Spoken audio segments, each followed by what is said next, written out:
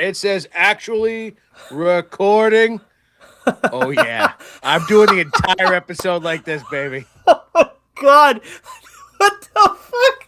Oh wow, where did those come from? Let's go. Let me tell you, Nick. This doesn't help for the people listening, but for the people watching, they were in for a fucking treat. Oh yeah, they are. Oh, you can see the screens too. So there's a girl on my daughter's soccer team, little Spitfire, and she's the littlest one on the team, and she's an absolute pistol. So she's been rocking like the 1980s Bret Hart sort of macho man sunglasses, and she'd wear them every practice, every game, and so I told her, I go, I'm gonna get a pair of glasses. I think the whole team should have them. I think we should. The team should come out to smoke in Hell's Bells. Yeah. Before every game. I think that'd be badass. So I bought these glasses and I wore them to like the last game of the season last year, and I busted them out. Violet had her. Well, she attended her first practice this week. So I Nice. said, you know what? It's baseball season. I got Yep. my new Brewers hat on. Brew Crew, baby. Yeah. We got our shades. You look like We the are one man ready. throw ride. Remember that Yeah. We are dancing. guy? I eat fast food for breakfast. We're gonna see if I can read with these things on, Oh Nicholas. shit. But you know what? Doesn't matter because I'm the best there is, the best there was, and the best there ever will be. Ladies and gentlemen, boys and girls, listeners of all ages, TLDR Studios proudly presents to you the greatest, and I mean the greatest, podcasting team in the world.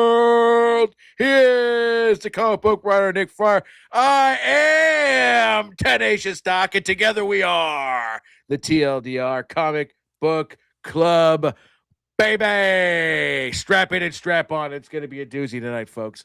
Dude, I think this just made my week. Never mind my day. I think you need to wear these all the time going forward. I know you got to figure out how to fuck to reading them, but I love this. This is great. Best $20 I ever spent. $20, that's it. Holy shit. I think so. That's Amazon, baby.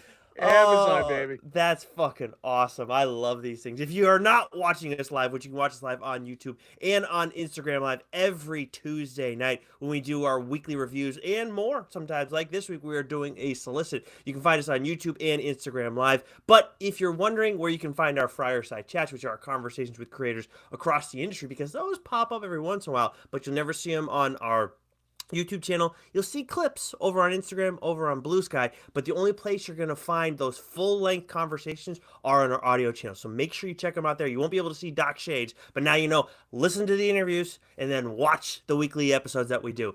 We just had a weekly episode, an interview drop the other day with the one Matthew Rosenberg. It was great having him back on the show. Also, funnily, Joe, I asked him in the interview, when's the podcast coming back and all that stuff and what's going on? And he was like, oh, it's coming back. Yep. And then comes back this week. So you're getting all the Matthew Rosenberg that you can fucking handle. But we talked to him a lot about If Destruction Be Our Lot, his upcoming Image Comics title, which we both had a lot of fun with. Of course, you are a big fan of the Breakfast Robot. A lot of robots in that series. Lot of robots. And it was Rosenberg loves the robots. Yeah, I really enjoyed that conversation. We also got to talk a little Spawn because he is taking over for two Spawn titles, both Spawn and King Spawn. So a lot of good stuff from that conversation. Always a good time with him. I will say, when I was going back through it, and I go back and I clean up little hiccups that happen here and there.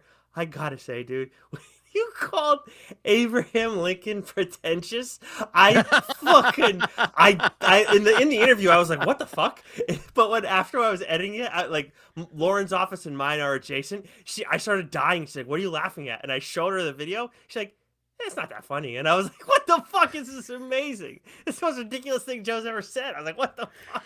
My mind was going this way, and I knew what I wanted to say. Mm-hmm. It's not what I wanted to say. Stiff was fair. Well, it's not how I wanted to say it. Yeah.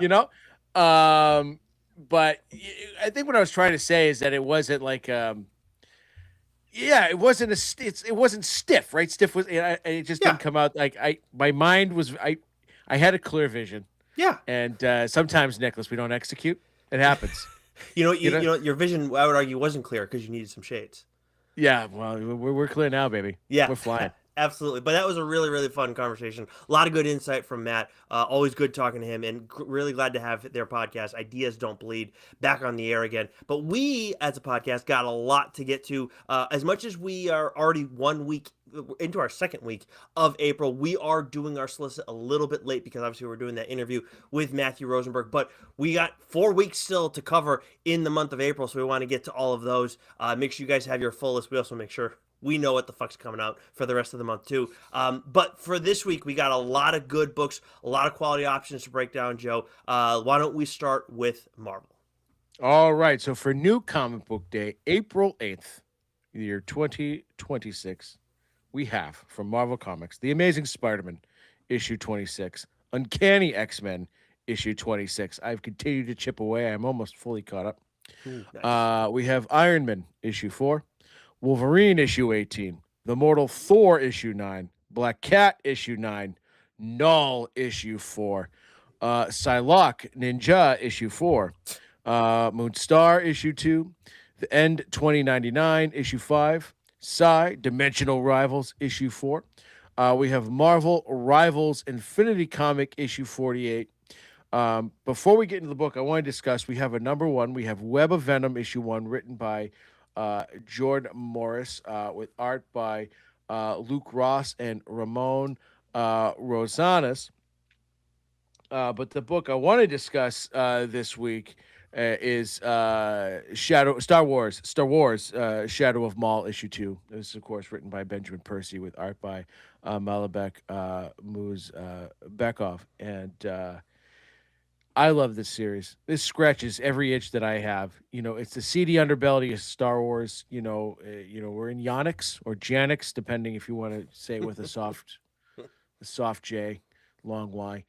Um, but I absolutely love it, right? And so far the first two issues, um, it's been very little Maul, but when we get Maul, it's like whoa. And you know that okay, we're doing some world building here, right? We're still kind of like really, diving deep into the seedy underbelly and crime world that Percy's created.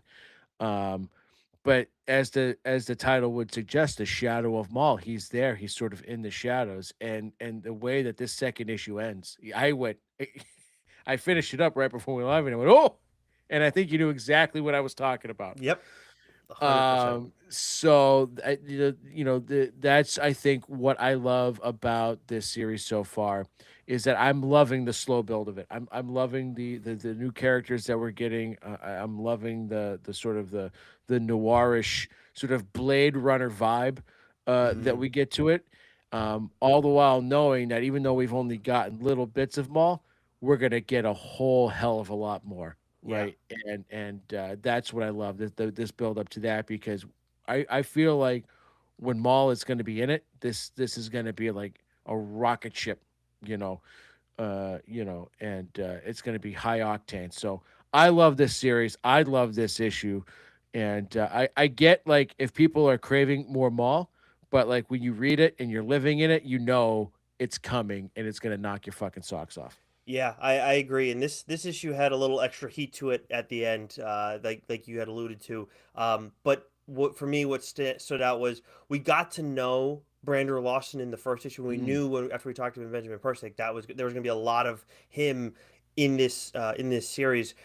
This issue gives him another layer, and we kind of get an understanding of how he's been able to get to this point. You know how he could have fit in his previous background as a bounty hunter. So they're doing a lot from that character and layering him. And neither of us have started the series yet. We're both, it's one of those things where I'm so excited and I want to make sure I don't have anything to disturb me, so I don't sit down and fucking watch it because life's going to disturb you. You just got to fucking deal with it. But I am very excited to see this and excited to see how like Brandon Lawson in under Benjamin Percy then translates to mm. Brandon Lawson on the Disney Plus show. But yeah, strong start to this series. Really enjoying that character and what they're doing there, and how again, like you said, how they are establishing Yonix. Like the art in this alone has been worth the price of the cover price. From DC, we got Absolute Green Lantern issue 13, which I will admit I am now 2 issues behind on this one. It's not Yeah, I haven't had the like. I know you were voicing some concerns previously. First, I felt like I wasn't having it as much, but now it's like where it was starting to pick back up again. I don't know. It's just like it's not pulling me in as much when there's so many other options to Mm. consider. But I will definitely go back and check this out. And I'd love to be proven wrong. From Action Comics 1097, Bleeding Hearts issue 3. Of course, that is Denise Dennis Camp's Camp. Dennis Camp's Vertigo title, Supergirl issue 12, Emperor Aquaman issue 16, Green Lantern Corps issue 15, Nice House by the Sea issue 9, Sirens Love Hurts issue 3, DC Connect issue 71, and then we got an issue 1 written by Jeff Lemire and illustrated by Rafael De La Torre. That is the Fury of Firestorm, which neither of us are really Firestorm guys, so we weren't dying to check that one out there. And there were some other good first issues you could check out this week. Yeah, I'll probably get to it at some point. I ran Mm-hmm. out a little bit of a little bit ran out of steam. I don't know why I phrased it like I did, but this is one I want to check out because it's Lemire. I'm always going to sort of check out a Lemire book, but I'm not a big Firestorm guy, and wouldn't read it otherwise. So I think at least the first issue is worth a gander. Mm-hmm. Yeah, that's totally fair. It's not like I didn't consider it, but I agree. Like it's just there are other things that I wanted to make sure I prioritize this week, like some of the stuff we got from Image and Skybound. Yeah. So from Image and Skybound, we have Transformers issue 31, Spawn issue 374. A book to look out for later in the week from me. There might be a little solo vid on this. Dork issue 3 by Brett Bean. Real quick, this was the darkest issue yet Mm-hmm. of this series, and holy Really, really smokes, good, really good. was it tremendous. King Spawn issue 54, GI Joe, a Real American Hero issue 327. We're getting let's see, we have a number one here, GI Joe, a Real American Hero, Crimson Guard issue 1, written by Gabriel Hardman. You're going to hear a lot of like GI Joe, Real American Hero, like one shots this month because they're putting out these like silent mission books. So you're gonna hear that a lot. But there's a book, Nicholas, that you would like to discuss, and Yeah, boy, is it a doozy. yeah. It's this little ditty called "Die Loaded." I don't know if you guys have heard of it. The sixth issue of it is out this week. Of course, written by friend of the show, Kieran Gillen. Art by Stephanie Hans. This issue is a fucking game changer, and I love what. There's so much obviously that we both love about this series, but what I think this issue really made me appreciate is how Kieran and Stephanie are just playing around with what we know about this world of Die and also what we don't know. It's just the way they're pushing all the right buttons, and it really has been marvelous. And I feel like with this series, and this can be said about the original story too, but with Die Loaded, it's all about the game within the game, and Mm. I just cannot get enough of that. And it's just it provides, I feel like, endless opportunities for Kieran and Stephanie for what they do on an issue by issue basis, but also where they take the story, how long the story lasts, just and whatever and everything that they want to share, that they want to hold back, all of it. So just Die Loaded. I mean, we're through 6 issues now. I'm pretty sure this is the end of the arc. Just outstanding return to this title. They told you what was going to happen in this issue, and you still didn't see it coming. Mm-hmm. Literally told you what was going to happen, didn't see it coming, and then hit you like a sack of bricks. When it does. But yeah, this book is the end of the arc, and if you read, Kieran does a wonderful job at the end of every issue. He sort of he writes sort of like an essay, if you will, and I believe that Die will be returning in July, so a little bit of a break. Okay. Little bit of a break. It would have come back in June, but he said they had to give it an extra month to be able to pull off what they're wanting to pull off and not have it seem rushed or anything like that. So, we got a couple month break here Mm-hmm. before it comes back and returns. But what a goddamn cliffhanger! Yeah, let me ask you something, because I have an opinion on this for sure. Do you prefer the idea of a couple month break between arcs, or let's call it 2 or 3, or do you prefer getting single issues every other month throughout the course of the year? So you would get 6 issues, but it's every 2 months. basically. I One issue want per 2 months. they're doing here with Die I agree. because this takes us. You know what? I'm going to take us right into Boom because this takes us into this first title here. Something is killing the children. Issue 46. Yep. I went back and took a look, Nicholas. We got 6 issues in 2025. Hmm. Okay, so that's pretty much every other month, That's exactly what it is. I'm seeing other people right? do that too now. And so I would rather have the 6 issues that I could read, bang bang bang, and then take 2 3 months or whatever, like what Hmm. Die's doing, and then return. Because I got to tell you, the issue I have with it is it's one thing if the story is engaging, right? And you're like salivating for it. When not to knock this arc, but this arc has been it's like when you get a string of filler episodes in Game of Thrones, you know? And you get those filler episodes, it's like, okay, what are we doing? You just it's like, I said this with the season 1 Born Again Daredevil. I loved it, don't get me wrong. 6 issues would have been better. 6 episodes might have been tighter and better than 8. Right? They stretched some things out to make it a full 8. When you have an arc that is all just slowly paced backstory that's not going anywhere, right? Like I'm sure, like it's one of those things where, um, like we're getting backstory to these characters. It's taken way too long to give it, and I know that like when it finally gets there, it'll sort of be like this explosive moment, but like the pace to get there, and especially if you're gonna spread it out, if you're gonna give me like all of this backstory, and it takes 8 months to do it, I'm out. Like Yeah. I would much rather just wait for the trade, and I hate trade waiting. And Hmm. with a property like Something Is Killing the Children, it's so hot, right, and it's so good. I think it has reached a level now where people will just love it for the sake of loving it, and so it's like, oh well, yeah, I can put it on the back burner for a little bit, or I can. I'm not saying this is the case. I'm just telling you how I feel. It feels like it's like we as the readers are being taken for granted a little bit because because they know like there's a rabid fan base for it, and if you're gonna, if it's like, okay, well, we need to space it out every 2 months because artist needs time to do this, and I'm doing that and busy busy, then you got to at least give me something that's paced well. Hmm. Give me something like I don't need to be diving back into the past. I Give me something new. You know what Yeah. I mean? I don't know if that makes sense, but like I've No, been no. very disappointed. This arc has not been my favorite. Yeah, I feel similar, similar but different to how you feel. Like it's, I think this is like you said, like about trades. Like I do wonder like if this will be like enjoyed well as a trade, but we don't want that. Like, and I don't think anybody should necessarily be striving for that unless you're putting out. If they were like, hey, we're gonna put this arc out as a trade.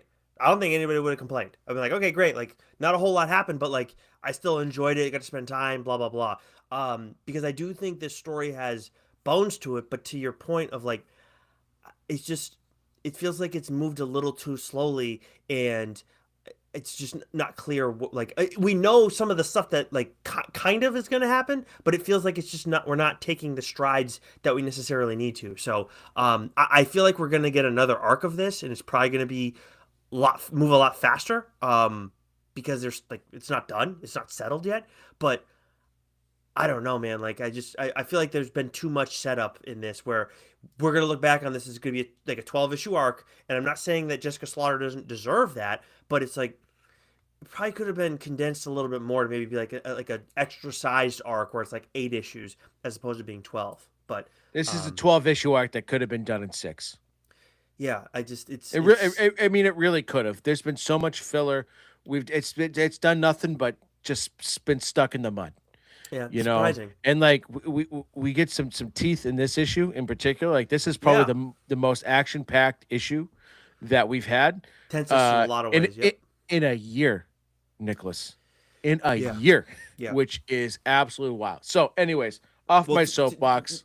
well, real quick, I do. I just want to say I very much agree. Like I'd prefer do an arc and then take a break, and then come back. Yeah. Like it's even like Saga is doing it where it's like 6 issues and then they come back after like they do 6 months on, 6 months off. I don't love that. Saga can do whatever the fuck they want, obviously, but I don't love that. But I will say I prefer that to, every other month because the timing just feels like waiting a little too long for me.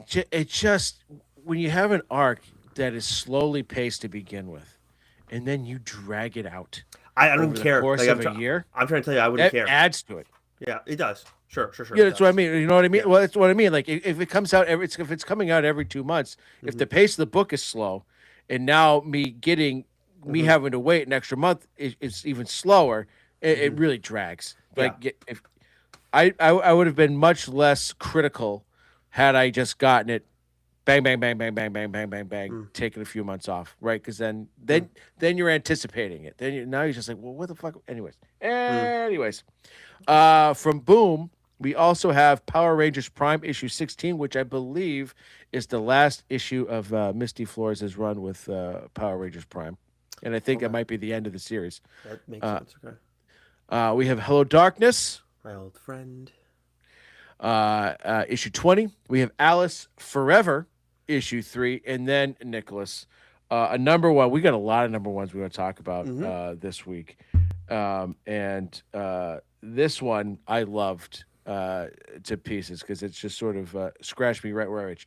And that is Neighborhood Watch, issue 1, written by Sarah Gailey with art by Haining. Now, I believe I talked about Eat the Rich on the program Yes.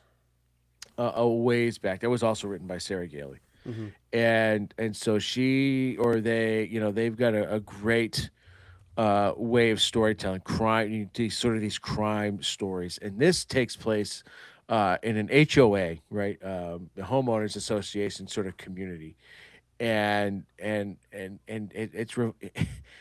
what you have in this community is you've got like two very separate groups, right? You've got like the homeowners association, which are your psychopaths that are like, oh, your mailbox is leaning a quarter of an inch to the left, fix that. Oh, Yeah. you didn't bring your barrels in at a prompt time. That's a fine, right?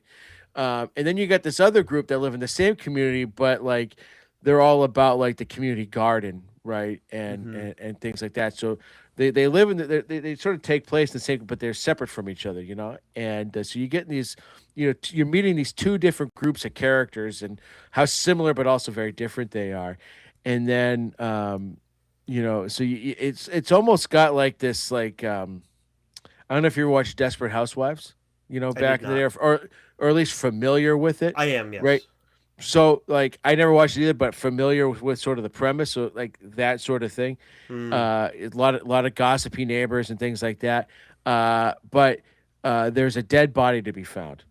And the way that the body is discovered, it's discovered by one member of one group, another member by the other group. They just happen to come across the body at the same time, and they're accusing each other of being the one, responsible for the death.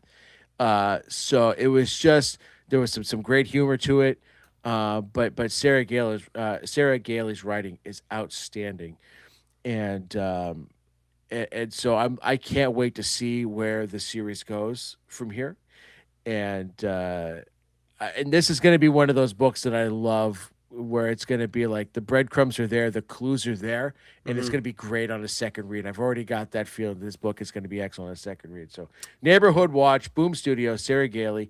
Haiting's art is also absolutely fantastic. So, highly recommend picking that book up this week. Yeah, this was a fun one. This one has like you said, it has a few different things going on that make this really interesting and pulls you in a few different directions along the way. And the ending was surprising. It has a little extra heat to it too. Like you get this Yeah. thing at the end, but then there's like there's a little more oomph to it too, which I appreciated. Yeah, you don't want to be the one spoiling shit, Nicholas. That's my job. That's Yeah, my job. yeah, yeah, no kidding.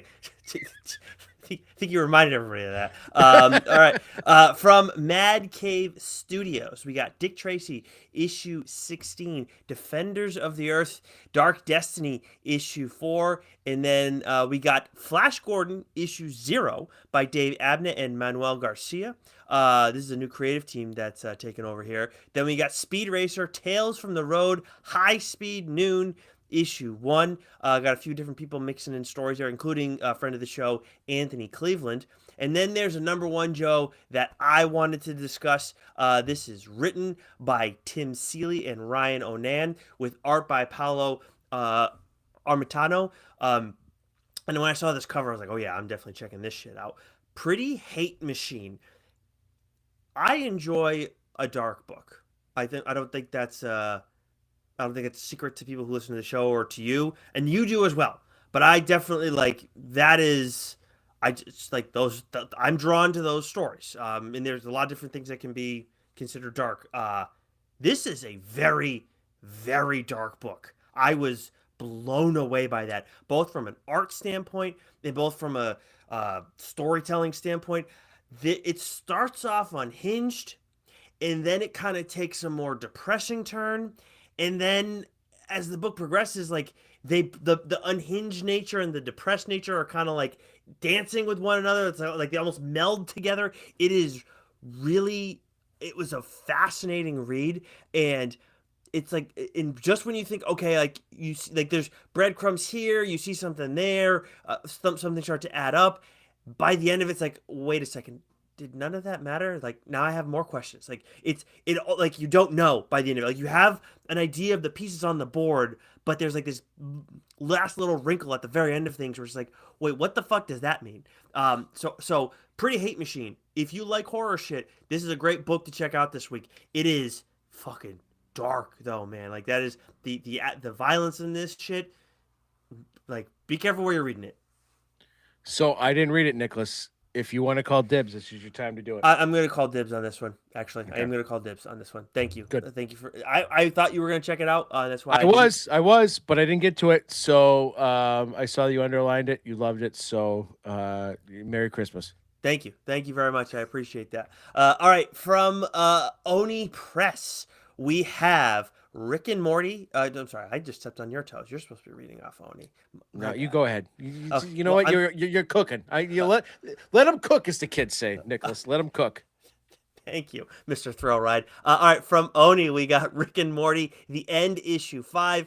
And then from friends of the show, TB Andry, or TB Dandry, TB TB Dandry. That's what it is. tuberculosis, Andrew. Yeah. Tim Daniel and DB Andry, along with Man House, we get Estuary, a ghost story. And if you're looking, as much as I love Pretty Hate Machine, and I think it's a great first issue to pick up, if you are looking for a singular first issue to take a flyer on this week, it's got to be Estuary, a ghost story from Oni Press. You have this cool marine archaeologist lead, like at the center of this as the lead. But what's really important to me in all this is like, if you like a good ghost story, you're gonna love Estuary because it's very atmospheric. I have not stopped thinking about that fucking fog from this book, Joe. It's got its hooks in me. And then you have this cool main character, and then we've talked about it before in previous books from Tim and DB, but they partner with artists who are really good at capturing like the horror that is the ocean and underneath the ocean. And where in their previous book, Crushed Depth, there was like a stillness that was captured. It was the uncomfortableness of the depths of the ocean versus here, which is like, off, still, deep water, but offshore. It's just it's done differently by Man House, and I absolutely love it. In this case, I would say it's more eerie and chilling underwater in Estuary, a ghost story. So this is we really enjoyed the first issue. We had a great time talking with Tim and DB about it, but man, like I cannot wait for the second issue after checking this one out. Yeah, it is. It is haunting to say the least. And Tim and DB always do a great job at creating characters. There's a great character who provides some great levity, in this issue who cracks me up. But it's Man House's art that really blows me away. And we talked about this in the interview. It's the first 2 pages They're Mm. silent, right? It's just art. But I really do feel, like it is very Sherlock Holmes esque. It's very sort of Agatha Christie esque in the sense that like they're setting something up, right? And you don't know exactly what's going on, but there's important details there, right? And I feel like they told us a lot without saying anything in those first page or so, 2 pages with just the art. Um, and it's really well done. And Manhouse's art is really, really creepy, really haunting. So this is a book that I've already earmarked as a potential floppy winner. Um, it is that damn good, Yeah, it really plain is. and simple. Yeah, it has a ton of potential. I was so I we both said it was our favorite first issue that we've seen Mm. from the two of them so far. It is really that freaking good. All right, what do we got from the next couple here, Joe? Okay, from IDW, we have TMNT issue 17. We have The Twilight Zone issue 6. We have TMNT Journeys issue 8. Star Trek Lower Decks issue 18. And then we have Godzilla's Monster Piece Theater presents Romeo and Juliet and Godzilla. Why? I do not know, but we have it. It's written by Adam Tierney with art by Sean Peacock. Need it. Um, Something tells me those are pen names, but if not, Sean Peacock or Peacock, I've heard it both ways. You have? Is That's a great interesting. name. It's a great name. From Titan or Titan or Titan, Oh, uh, but mostly Titan. We have Dead by Daylight, the Hillbilly issue 1, written by Derek Friedolfs with art by Dean Kotz. I almost wanted to say Dean Koontz, but he is a writer, not an artist. mm-hmm. And then from Ignition, we have a book, Nicholas, that you have been reading. Hello Yes. there, dangerously. Yeah, Mhm. Godzilla, Romeo, and Juliet. Yeah, Yes. someone might have to read that actually. Now that I've joked, I might have to read it. But anyways, from Ignition, we have Murder Podcast issue 6, and then we have Everyone Loves a Jewel Thief issue 1, written by Tim Seeley and Aaron Campbell with art by Aaron Campbell. Let me read the synopsis here real quick. What's a struggling writer to do except pull off a jewel heist? Novelist C. Scott Fredrickson. I wanted to say F. Scott Fitzgerald. Yeah. They did that on purpose, I feel like, They just to fuck with definitely me. did.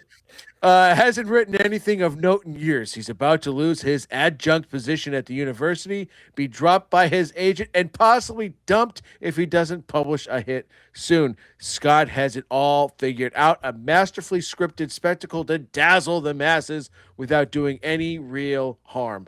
A local celebrity will be robbed of her prized possessions, and Scott will come out of it on the other side as an anti hero, showered with publicity and a lucrative new book deal.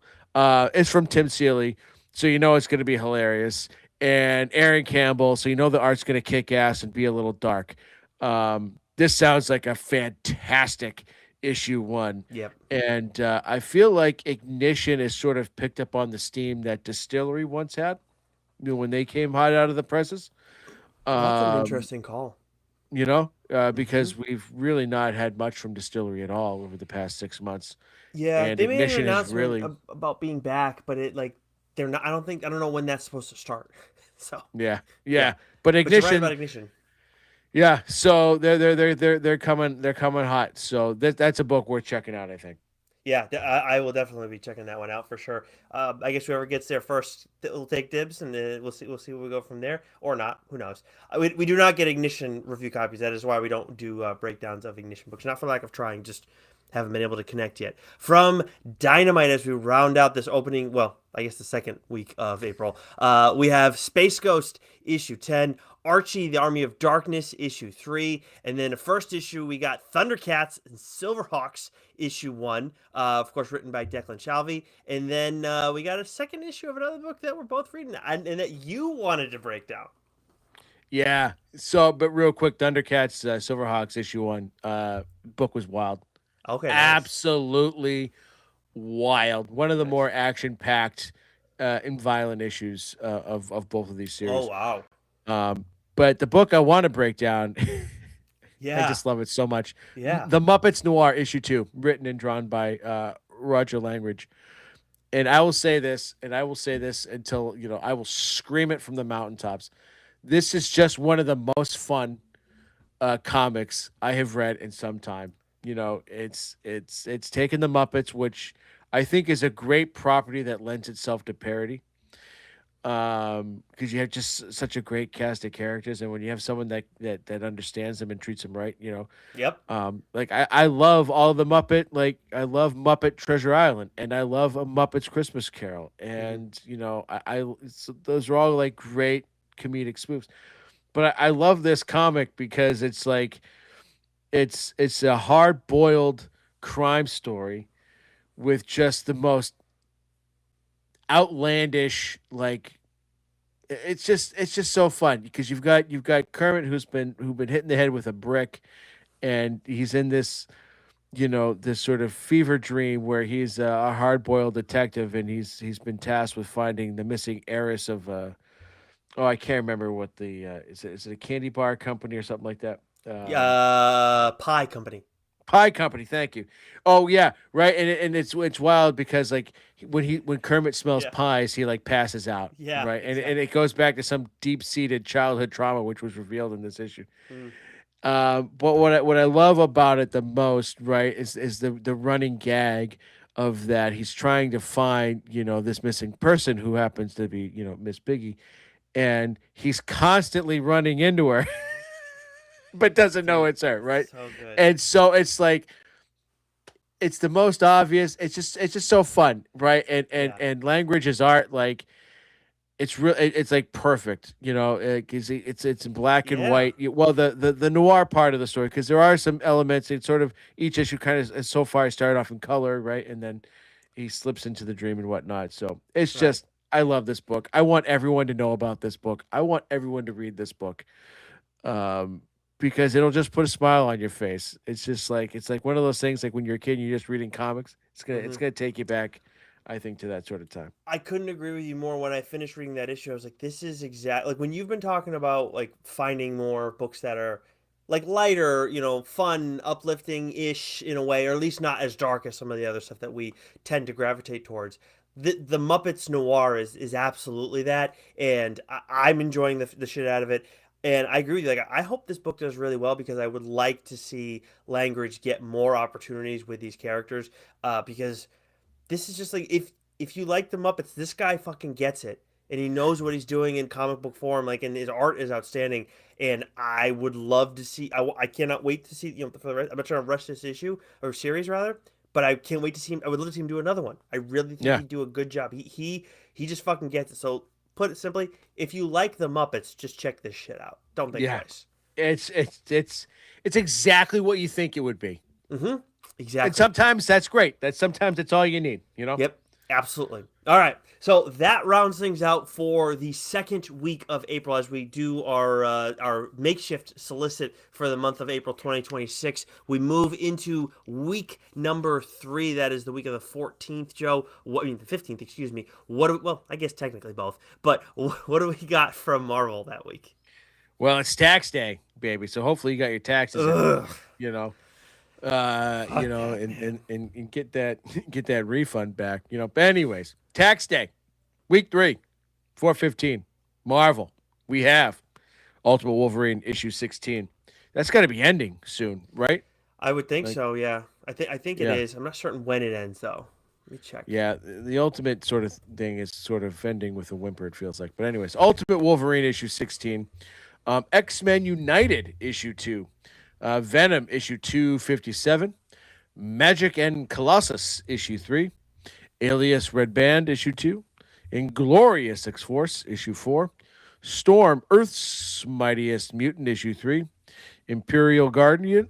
I almost said Imperial Gardens. Imperial Guardians issue 2, Godzilla Infinity Roar issue 3, Planet of the Apes versus Fantastic Four issue 3, and surprise, surprise, Nicholas, there are no number ones from Marvel this week. That's crazy. And I just checked on League of Comic Geeks, and they're usually right about this kind of thing. There's no other Ultimate Wolverine issues shown Yeah, I was listed gonna say on. it's got to be it, right? Yeah, and just actually, let me check the preview. Yep, year 2 of the Ultimate Wolverine, of the Ultimate Universe nears its end, in the final issue of Ultimate Wolverine. There you go. Mm. Boom. So that is going to be Yep. the end of Ultimate Wolverine, which we've really enjoyed. Alessandro Mm. Capuccio and Chris Condon, what they've done with that series. But yeah, like that's for me. That was the only book that I know you read. Ultimate Spider-Man, and I do need to go back and read that still. And I know everybody loved that series, but those are the only two books I was checking out. I know some people liked Ultimate X-Men. I'm not sure people landed on Ultimate Black Panther, and obviously the Ultimates was one that was getting a lot of attention too. But just for us, like in that battle, it wasn't a contest between them and DC. Like DC's freaking killing it. Hmm. Like we've been seeing. Like, I feel like every other day when I don't go on Twitter a bunch, but whenever I go and check it, I feel like I'm always seeing in like the news, like the trending conversation, like Absolute Universe this, Absolute Universe that, and it's like breaking news about like what's coming next or the success that they've been experiencing. It's fucking crazy, and I love to see it. But damn, it's like the fight's over. Like just Marvel needs to bow out and figure out what their next thing is. Well, the Ultimate Universe started off harder than a pistol, right? Mm, And I think they had an idea and they had a grand plan, and then somewhere along the way, they lost it. mm-hmm, And I don't think they knew exactly how to right the ship, and they just then had to land the plane, mm-hmm. So, and whereas the Absolute Universe, it's like they're allowing it to breathe a little bit more. It's stayed fresher longer, I think, and I think there's a grander plan there. So one executed out of the gates really well and sort of wrapped up with a whimper. Yep. The other one executed well and has continued to maintain. I'll tell you what. As you were saying that, it hit me. We like because they're doing the same. They're doing a similar thing, right, with these alternate universes and stuff.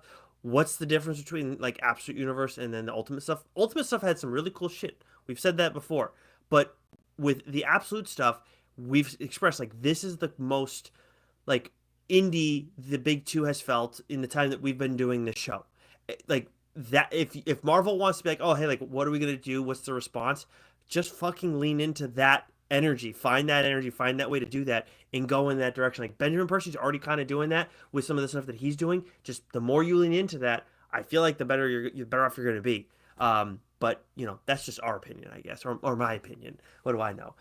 Anyways, from DC, we got Absolute Batman. Speaking of them, Absolute Batman issue 19, Nightwing issue 137, New Titans issue 34, Lobo issue 2, Wonder Woman issue 32, Batwoman issue 2, Deathstroke the Terminator issue 2 by friend of the show Tony Fleece, who's by the way has put out all of the stuff about Feral. All the spoilers have been out about that. Like so my wife, as you know, has read some of Feral, and when I read the end of the issue, I like not right away, but I was like, "Hey, are you?" Because she's read Stray Dogs. Like, "Are you planning to read more of Feral?" She's like, "Yeah." Why? And I was like, "No reason. I'm not gonna. You'll know when when you get there." I wanted to tell her so bad because like, what the fuck? The ending was so awesome. All right, and then we got Superman Unlimited issue 2, Catwoman issue 86, End of Life issue 3, which has been both of our, right? Am I correct in saying it's our favorite Vertigo title so far? It's Starks and Steve Pugh. Yeah, it's that and it's Ezra Ezra Kane. Kane. Yes, Yeah, I yeah, love yeah. Ezra Kane. Yeah, I mean, I'm enjoying Bleeding Hearts as well. I think I would probably go End of Life, Ezra Kane, Bleeding Hearts. That would probably like I so. would flip flop the first two for me personally. Gotcha. Um, and I haven't read Bleeding Hearts yet, It's but good. It's been good. I like this week's issue was good. I see what they're doing, but I'm curious. Like I'm not sure where exactly they're gonna go with it. I feel like with Ezra Kane and End of Life, there's a lot of juice behind both of those. yeah, yeah. I mean I give Ezra Kane the edge there because it just Hmm. it's just more like what I really love. Mm. But End of That's Life is fair. fantastic. I They mean, it both, yeah. really is fantastic. Yeah, I would say it's fair to say for both of us, there are 1A, 1B in just reverse Mm. order. And then we got Mad issue 49, and then Superman Day 2026. So we're going to be getting a Supergirl special edition. DC Finest presents Superman Time and Time Again special, and then Supergirl's Superheroes Crypto's Break special edition, which I'm sure you're very excited I about. don't know if you can see it. My eyes were rolling in the back of my head on that one. I could It's like actually see Jesus that through Christ. your shades. That is Yeah, yeah. surprising. It's how You bad it could was. probably you could probably hear it. Jesus Christ. Superheroes. Get the I know it's for kids. Let me fucking yell at clouds, okay? You just don't like crypto. That's just what it comes down to. No, and I love dogs. I just, I ugh. think we're gonna get a lot of crypto in the Supergirl movie, which I'm excited about. Excited about that movie. I Big still time. haven't watched Superman, to be honest with you. Still You haven't seen it yet. haven't? No, I know, dude. You're I gonna know. like that Every movie. time I go to watch it, I'm not watching. I'm not watching it out of anything other than I just haven't like either Nope. found the time or the energy to put it on and sit down and watch. I get that. It's tough. Like shows are easier to do that for 100%. Movies are not because it's just they're longer. It's just the way it is. I haven't done the DiCaprio movie that just won the Academy. I've been wanting Oh to yeah, yeah, watch yeah, that, and I. It's also fucking like 2 hours and 42 minutes. We went to watch it one night, and it was way too late to start a 3 hour yeah, movie. I yeah, was yeah, like, yeah. nobody told me it was this long. I just don't have the energy at the end of the days to watch movies. TV shows I can do because even if I fall asleep watching them, and if I got halfway through, then it's like okay, well then I just go back and Right. fast forward and then I Yep. don't have that much Definitely. more to go. Definitely. Anyways, from Image and Skybound, we have Invincible Universe Battle Beast issue 8, GI Joe issue 21, Red Coat issue 17, Ice Cream Man issue 45, the Pedro Martinez issue. The Walking Dead Deluxe issue 135. When did the Scorched get to issue 50, by the way? Yeah. Holy smokes. It's yeah. I know. We're Ghost old, man. Pepper issue 10. You're telling me. Witchblade issue 20. Lost Fantasy issue 9. Red City issue 20. What a week for Image. Holy smokes. Narco issue 2. Hell yeah. Super Creep Show issue 2. Sam and Twitch Case Files issue 23. Tigress Island issue 2. Did you read the first issue, Nicholas? Yes, I did. Did you? No. Did you like it? It was good. I wasn't like it didn't like knock my socks off, but I think you should check it out. There's I want to check it out. I saw it. It's already in a second or third printing. is it in a It's one third? of the it's one of those image books that's Oh, like wow. selling out fast. You Yeah, know? it's a good creative team. I liked it enough that I'm gonna check out the second issue. It wasn't like holy fuck. Yeah. Yeah, you should check it out. I'm I curious what you I, think. I'm planning to. The Thing on the Doorstep issue 3. What a book that is. Malevolent issue 3, and then we have a couple of number ones. We have Fireborn issue 1, written by Kurt Pyers and Franklin Jonas, with art by Patrick Mulholland. This is apparently from the world of Lost Fantasy.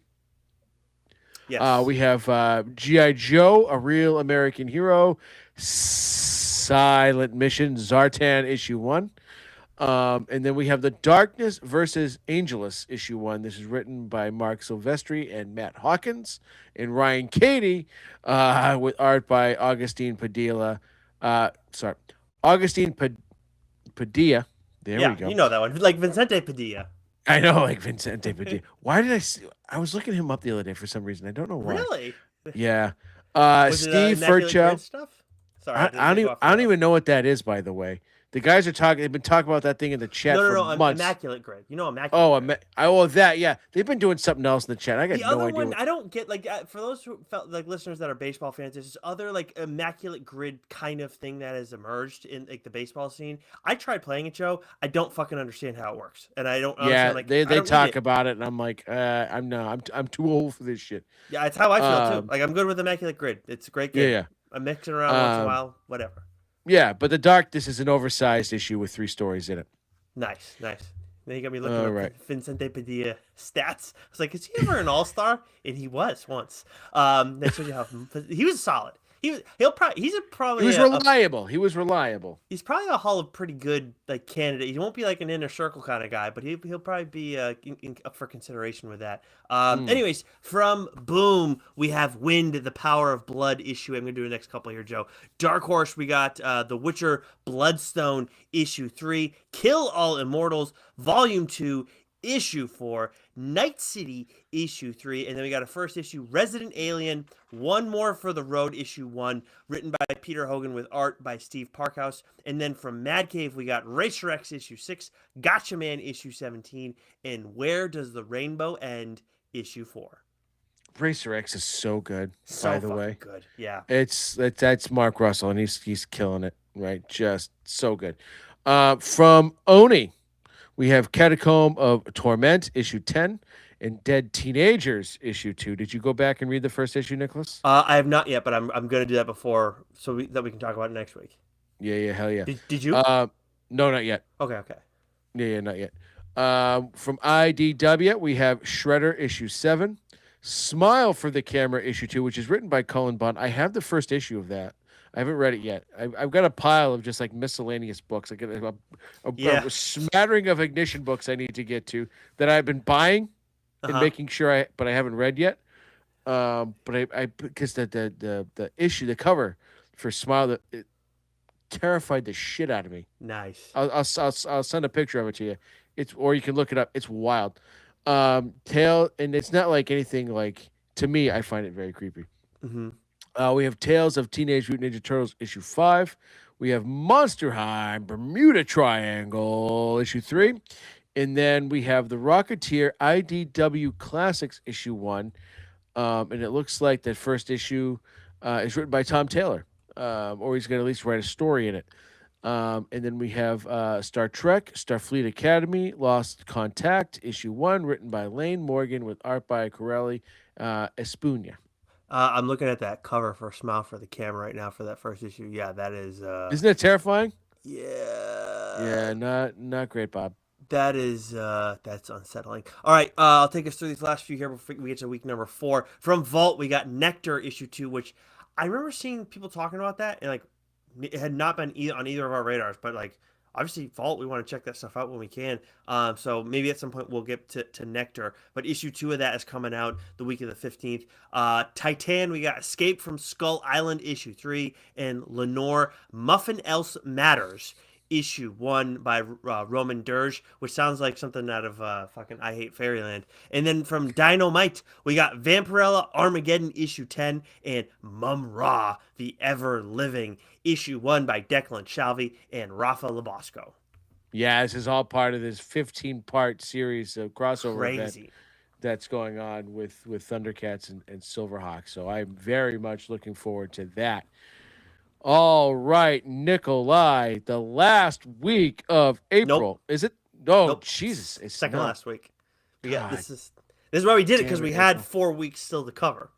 I thought I was like, wow, our pacing is fantastic. No, it is terrible. No, nope. No. We're behind schedule. Yep. All right. So for new comic book day, The irony, April our pacing is off. we become the something is killing the children of Podcasting. monthly solicits. I love you, so you think I love something is killing the children, but it's got to get back on the rails. I think. It's Anyways, Yeah. yeah. Anyways, for new comic book day, April 22nd, 2026, we have The Amazing Spider-Man issue 27. We have Captain America issue 9. We have Keyclops or Cyclops issue 3. We have The Infernal Hulk issue 6. Wolverine issue 19. Mark Spector Moon Knight issue 3. Wade Wilson Deadpool issue 3. Sorcerer Supreme issue 5. The Sentry issue 2. Rogue issue 4. Hulk Smash Everything issue 5. And then let's take a look here. Yep, Marvel's back with 1,000 number ones. Here we go. We have Marvel DC Spider-Man Superman issue 1, written by Bad Meltzer with art by Pepe Lores. That is one I'll definitely be checking out. Mm-hmm. We have the Amazing Spider-Man Spider-Verse. That's it. That because your brain wants to say Spider-Versary. Yeah. No, it's That's the fair. Amazing Spider-Man Spider-Versity issue 1, written by Joe Kelly and Jordan Morris with art by Pere Perez. And then we have Star Wars Galaxy's Edge Echoes of the Empire issue 1, written by friend of the show Ethan Sachs with art by Jethro Morales. New secrets of Galaxy Edge revealed. Luke Skywalker, Princess Leia, and Chewbacca head to Batu in search of important intel and stumble upon a dangerous relic, one that puts them on a collision course with the Empire. So yeah, I'll be checking that one out for sure. Yeah, that one sounds really cool. And real quick too, on the Spider-Man and Superman, we obviously already got the DC version of it, which Joe loved. This is the Marvel version that Meltzer and Larraz are doing. And it looks like we're going to be seeing some different villains in the mix for that story, and we'll also be getting some other shorter stories within this issue as well. I'm seeing like Gwen Stacy pop up, Miles Morales. So a few different people are going to be in the mix here. From DC on the week of the 22nd, we got Absolute Wonder Woman issue 19, Absolute Flash issue 14, Detective Comics 1107, Superman issue 37, Justice League Unlimited issue 18, The Flash issue 32, Green Lantern issue 34. And by the way, like we're talking about, absolute titles, and Green Lantern reminds me of Green Arrow. I am very, very excited to see what Pornsak Puccioti does with Absolute Green Lantern. I saw some art from, I think, Dexter Soy. I don't think Dexter Soy is the artist on the series, but he may be doing cover work, or maybe he is the artist on the series and I just missed that note, which would He's be not on great. Nightwing anymore, so yeah, it could be. Okay. But I saw this design for Absolute Green Lantern, and I was like, "Oh fuck!" And I remember hearing some stuff. I'm very much looking forward to that. Harley Quinn issue 61, The Peril of the Brutal Dark, an Ezra Kane mystery issue 3, Harley and Ivy, Life and Crimes issue 5, and that brings us to Image. That's back-to-back weeks with no number ones for DC, by the way. No, it was the week before. Was well, actually, no. I guess it is back to back because it's just Superman special. Yeah, no, you're right. Oh yeah, Yeah, very little number ones. Yeah, very little number ones. interesting. Yeah. Huh. So, anyways, from Image and Skybound, we have Exquisite Corpses issue 12, Void Rivals issue 29, Monstrous issue 61, Capes issue 6, Universal Monsters, Phantom of the Opera issue 3, Spawn: The Dark Ages issue 5, The Curse of Shirley Johnson issue 5, Young Blood issue 5, Savage Dragon issue 279, Death Fight Forever issue 3, and then we have a slew of number ones. Holy cow. Image is they're like, "Hey, 2026, we want our floppy back." Yeah, We have Blood Squad 7-year book issue 1 written by Joe Casey with art by Paul Fry. We have G.I. Joe, A Real American Hero, Silent Missions, Copperhead issue 1 written and drawn by Howard Porter. We have Head Looper issue 1 Lopper. written and drawn. Sorry, Lopper? Lopper. Yes, that is Lopper. Yeah, Yeah, it's too. Lopper. Well, I will say the circles in those P's. Nope, So I had the same thing happen when I read it before. That's why I knew to correct you so fast. I had zero written and hesitation. written and drawn by Andrew McLean. We have In Your Skin issue 1. This one looks Yes. very, very interesting. Yes. Written by Adita Bittaker with art by Sam. Priyanka is a Bollywood Uber fan who has been obsessed with film star Aisha Sen since she was a kid. She's watched her movies over and over and knows her dances beat for beat. But after a once in a lifetime chance to meet her idol goes awry, not Ari, as it was once said on TV, and Aisha announces her impending retirement from movies, Priyanka decides that if Aisha isn't going to live the life she's supposed to, Priyanka would be more than happy to take over for her. So this definitely sounds like Yep. a single white female situation going on, and with Adita Bittaker on that, it should be tremendous. We have Corpse Night issue 1, written by Michael Chavez with art by Matthew Roberts, and that takes us, Nicholas, to Boom. Yes, it does. And we only got one thing out from Boom that week. It is Hello Body Horror issue 1, which is written, which has a few different stories in here. But first, it's by Mark Bouchard and Rye Hickman. But yeah, there's a few different stories in here from a few different creative teams. We move over to Dark Horse, and we got American Caper issue 6, Usagi Yojimbo Kaito 84 issue 2, which you liked the first issue of that, correct? Okay. And Very then we much got so. Yep. The Crown, A Tale of Hell, issue 2, Powers, issue 25. I'm sorry, Powers 25, issue 8. I do it every fucking time with Powers. And then we got Lands Unknown, The Skinless Man, issue 2. And then a number 1, Frankenstein, New World, The Speed of Darkness. This is written by Mike Mignola, Christopher Golden, and Tom Snegowski, with art by Peter Bergting. I think is how you say his last name. Yeah, that's a tricky one. But Mhm. good one on Snigowski there. That's not an easy one to pronounce. Thank you. I appreciate it. From Mad Cave, we have the Florida Hippopotamus Cocaine Massacre, issue 3. Barbarian Behind Bars, issue 3. I think I have to go back. I don't know if I read the second issue. I feel like I did, but I also feel like I didn't. I I didn't gotta read the double second check that. issue, and I like the first one, so I'm definitely Yeah, gonna. yeah. Yeah. I gotta make sure. I feel like I'm in the same boat. And then we have the Phantom versus the Sky Band, issue one, written by Ray Fox, with art by Federico Sabatini. After reading the Defenders of Earth, miniseries that just concluded, I'm definitely gonna. We've been reading Flash Gordon, which I've absolutely loved. I'm gonna make sure I'm checking out more Phantom. I Hmm. kind of character grew on me a little bit during that little Nice. mini series there, so Nice. I will check that out. And we also have Planet Atmos Exordium issue one, written by Kevin Beauregard and Darius Jepikowski. Dr. Bushnell, Rob McVitie, Tommy. There's a lot of effing names there. So this is like It's I got to be remember an anthology type book. so I saw it's based on like a video game originally. Like Okay. so the like my note at the end here, Planet Amos Exordium is the first entry in Planet Amos, Planet Atmos universe Okay. of games and stories. So there's probably like, some of the people are like probably like creative stuff, and some people are actually like doing the writing and the Yeah. X's and O's and stuff. A lot of Uh, names there. A yeah, lot of names there. it's a lot. Yeah, Yeah. the art Let me looks good see. on this though. I might check it out. Like that was Okay. it's a mouthful, but I might check it out. All right. Real quick from Oni, we have Adventure Time issue 12 and Spirit of the Shadows issue 4. And then from IDW, we have Sonic the Hedgehog 86, Teenage Mutant Ninja Turtles, Saturday Morning Adventures issue 36, The Rocketeer, The Island issue 2. And then we have Event Horizon Inferno issue 1, written by Christian Ward with art by Rob Carey. From Vault, we got Barbaric the Long Death, issue 3. From Titan, we got The Savage Sword of Conan, Reforged, issue 4.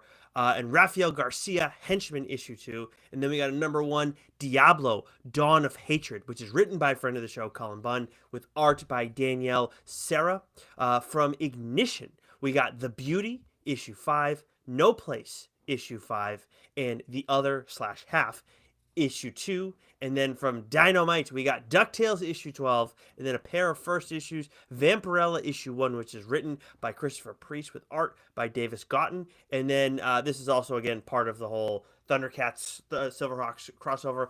Thundercats Silverhawks Thunderhawks issue 1, which is written by Ed Brisson with art by Vincenzo Federici. All right. So now we're in the last week of April, Bingo. and I can say, you know what? Our pacing's pretty good.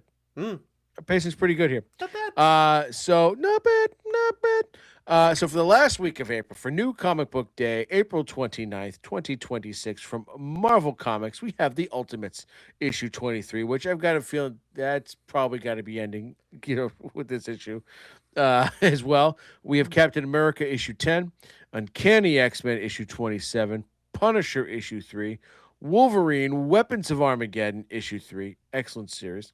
Planet She Hulk issue 6, Generation X23 issue 3, Wiccan Witches Road issue 5, Wonderman issue 2, Predator Bloodshed issue 3, Deadly Hands of Kunlun issue 3, and then we have Doom 2099 Rage of Doom issue 1, written by Frank Thierry with art by Vaughn Randall. And then we've got a slew of free comic book day specials. We got comics giveaway, Armageddon X-Men issue 1, Amazing Spider-Man Queen in Black issue 1, Alien Predator Planet of the Apes issue 1, Spidey and His Amazing Friends issue 1, which I feel is like been a free comic book day giveaway for the past 4 years. Hmm. Yeah, no, that sounds about right. So yeah, this is the week of free comic book day. So definitely, if you're trying to get somebody else invested in comics, this is a good week to pick up some free stuff for them, bring them to the shop, have them check stuff out, because comic shops always do a great job with this, and publishers also get behind it as well. From DC, we actually got a few number ones from DC this week, along with their new comic book day drops. One in particular that's on my radar is Zatanna issue 1, which is written and drawn by Jamal Campbell. Then we also have Batman Wonder Woman Truth issue 1, which is written by Alan Heinberg and Jeff Loeb, with art by Jim Cheng. And then this is one of the more interesting things I think that's like gonna be popping up this month. Swamp Thing 1989 issue 1, which is written by Rick Veitch with art by Michael Zulli and Vincent Locke. And there's I'm just gonna read the synopsis here. Over 3 decades since the controversy and cancellation, Rick Veitz's legendary Lost issues are completed. After a renowned 2-year run on the series, Veitz's grand finale to Swamp Thing was cut short and never to see print.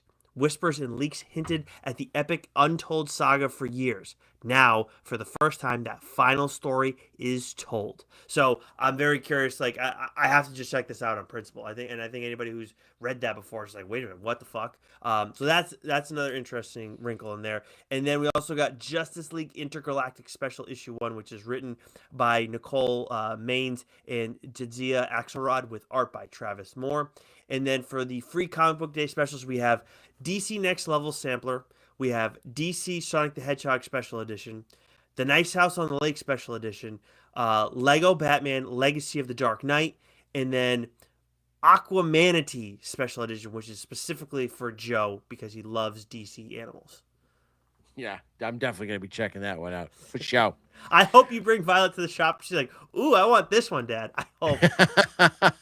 Well, you know what she did last night? She wanted, she's got to do 20 minutes of reading, as part of her homework, Mm-hmm. and She want to read Esther. so she actually opened up her long box and pulled out a best of Michelangelo TMNT comic to read.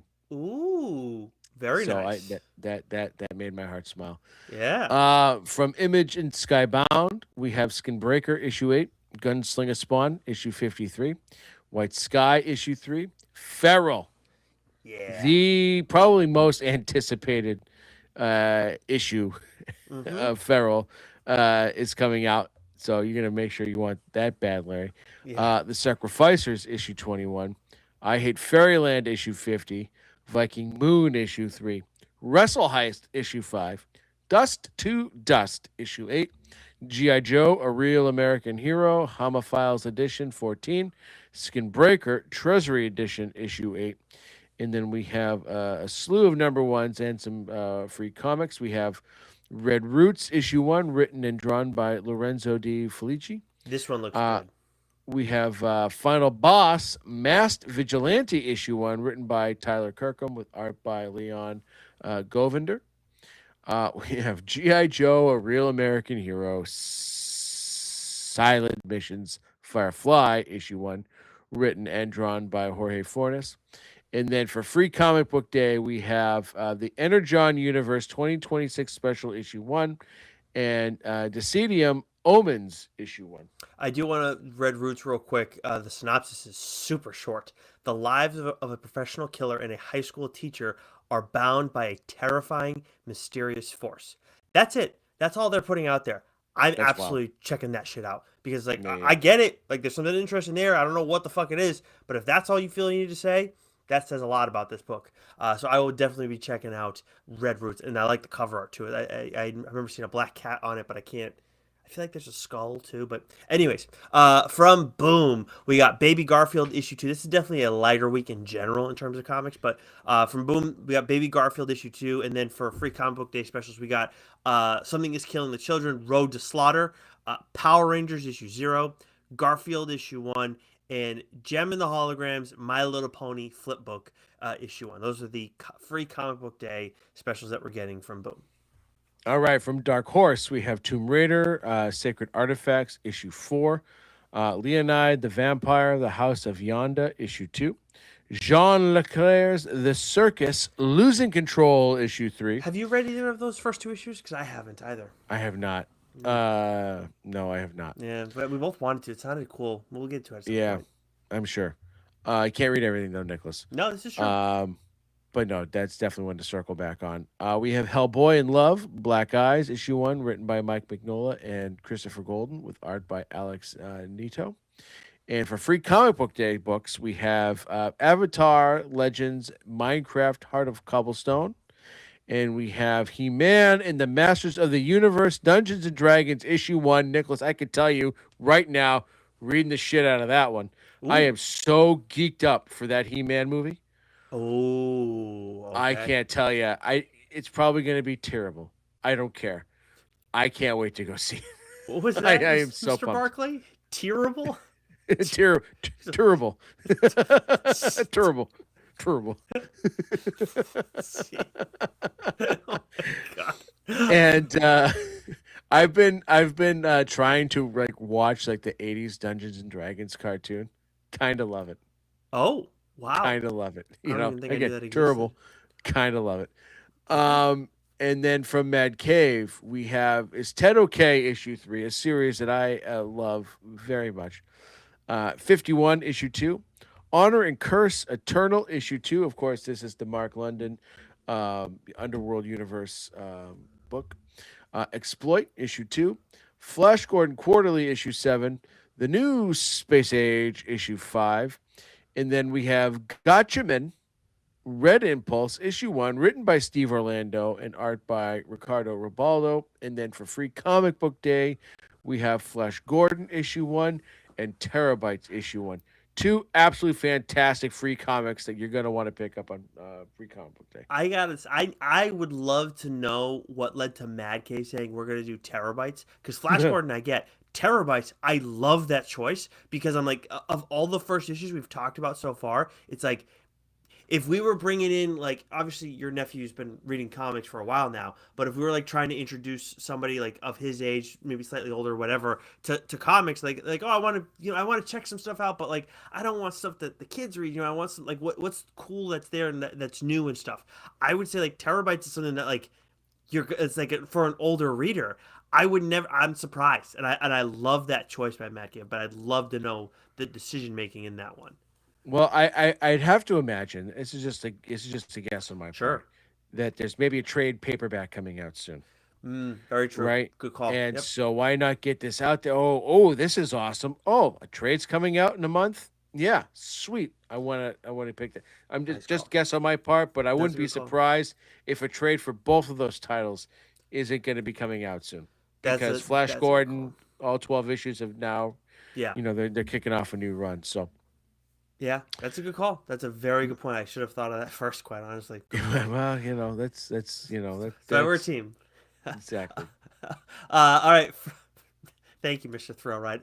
From Oni, we got Murder Drones, issue 3, and their free comic book day special is Mind Management Fort Psycho Special. From AWA, we also got a free comic book day issue, Ultimate Oz Universe, issue 1. From IDW, we got A Quiet Place, Storm Warning, issue 2. The Exorcism at Buckingham Palace, issue 2. And then for free comic book day specials, they have Sonic the Hedgehog and Lock and Key. A couple of those. What do we got from Vault? You're muted. I knew you muted yourself because when you made the you weren't Oh muted. yeah, yeah. Oh, Lock and Key. What a tremendous first free comic book day to Yeah. drop. Right, Yeah. like that's a killer. From Vault, we have Dungeon Crawler Carl issue 0. Now I gotta tell you, when we talked to Brett Bean, this was sort of like at the end of the conversation, and he had said, and I can't remember if he had said it in the interview or if it was sort of after the fact. He said, "This is going to be massive." Mm-hmm. He's like, "You guys don't understand just how big." And now I can't go two steps without having someone talking about Dungeon Crawler Carl or have it come up on my TikTok feed or like Shime is like all in on Dungeon Crawler Carl. Huh. So like definitely something worth checking out. I've got I bought the book. I bought the digital book. So I'm gonna be, elbow deep in some Dungeon Crawler Carl soon. And people seem to love it. It really does have a massive cult following. So that is something you're gonna want to check out. Also from Vault for New Comic Book Day, there's Ayana, the name she lost, issue 0. No idea what that is.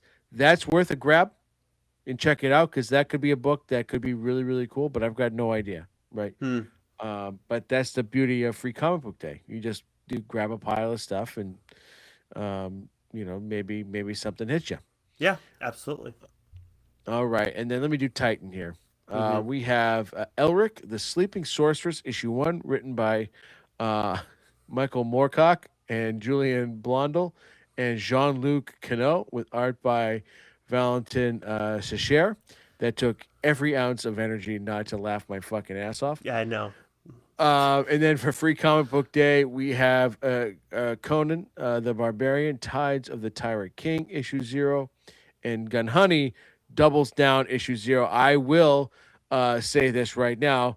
If you're out there with your kid and you're doing a Free Comic Book Day and you grab a Gun Honey book, don't let your kid read it. There will be boobies and lots of them. That's just, You just it's smut. It's fantastic, but it's smut. Oh my gosh. We've reached that part of the program where Titan is just sending you off the rails, apparently. Yeah, they are. Michael Moorcock and Gun Honey is just and doubles down. Double D's. I see what you're doing there, Charles Ardai. I love it, but this might not be a book you want to give your kids. From Ignition, we have Ripcord issue 3, Roots of Madness issue 6, and then their Free Comic Book Day special is going to be Minotaur the Cold Open issue 1. And then from Dynamite, to round things out, we got Harley Quinn Elvira issue 6, The Muppets Noir issue 3, Disney Villains Ursula issue 3, Thundar the Barbarian issue 3, and then we got a couple Free Comic Book Day specials, but also a number 1 first, Giant Size Savage Tales number 1, which is written by David Avalone with art by Mariano Benitez Chapo, Pasquale Quilano, and Sebastian Paris. And I think this is also another thing where it's going to be like a few different stories near a 40-page one-shot. And then for the Free Comic Book Day specials, we're going to have Supernatural issue 1 and Stitch issue 1. And that is going to do it for the month of April. So you have your full checklist. You guys are locked and loaded. And now, John, I know what the fuck to expect on a week-to-week basis. Of course, sometimes things can get delayed, so be mindful of that. That does still happen, even though we have an idea, at least, of what's coming out throughout the month of April. That is going to do it for us this week. If I'm not mistaken, Joe, we are going to be doing a mainline episode next week. Yes, I know it's a quick turnaround. You're surprised as I am hearing me say that. But either way, until next week, as you sip your water, good timing. I'll tell you what, your kids eat free at the 99 because the Red Sox won. Can you believe it? They won. Can you believe it? Can you believe it? Grapes, $2.99 a pound. Shaw's. Can tell people to keep reading or what? You just did it for me, so we're good.